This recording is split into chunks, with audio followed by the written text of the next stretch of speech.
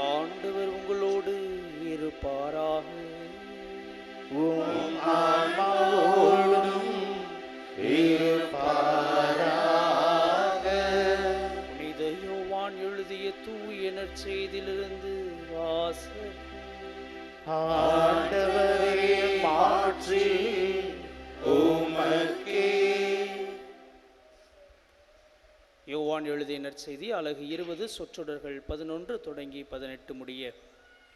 அக்காலத்தில் மரியா கல்லறைக்கு வெளியே நின்று அழுது கொண்டிருந்தார். அழுது கொண்டே கல்லறைக்குள் குனிந்து பார்த்தார். அங்கே வெண்ணாடை அணிந்த 2 வானதூதரை அவர் கண்டார். இயேசுவின் உடலை வைத்திருந்த இடத்தில் ஒருவர் தலைமாட்டிலும் மற்றவர் கால் மாட்டிலுமாக அவர்கள் அமர்ந்திருந்தார்கள்.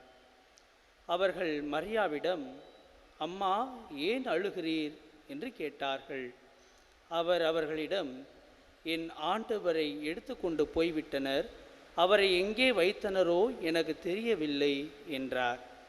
இப்படி சொல்லிவிட்டு அவர் திரும்பி பார்த்தபோது இயேசு நிற்பதை கண்டார். ஆனால் அங்கு நிற்பவர் இயேசு என்று அவர் அறிந்து கொள்ளவில்லை. இயேசு அவரிடம், ஏன் அம்மா அழுகிறாய்? யாரை தேடுகிறாய் என்று கேட்டார். மரியா அவரை தோட்டக்காரர் என்று நினைத்து அவரிடம், ஐயா, நீர் அவரை தூக்கி கொண்டு போயிருந்தால் எங்கே வைத்தீர் எனச் சொல்லும், நான் அவரை எடுத்துச் செல்வேன் என்றார். இயேசு அவரிடம், மரியா என்றார். மரியா திரும்பி பார்த்து ரபூனி என்றார். இந்த எபிரேய சொல்லுக்கு போதகரே என்பது பொருள்.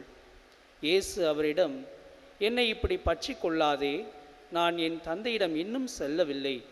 நீ என் சகோதரர்களிடம் சென்று அவர்களிடம், என் தந்தையும் உங்கள் தந்தையும் என் கடவுளும் உங்கள் கடவுளுமானவரிடம் செல்ல இருக்கிறேன் என சொல் என்றார். மகதல மரியா சீடரிடம் சென்று, நான் ஆண்டவரை கண்டேன் என்றார். தம்மிடம் இயேசு கூறியவற்றையும் அவர்களிடம் சொன்னார்.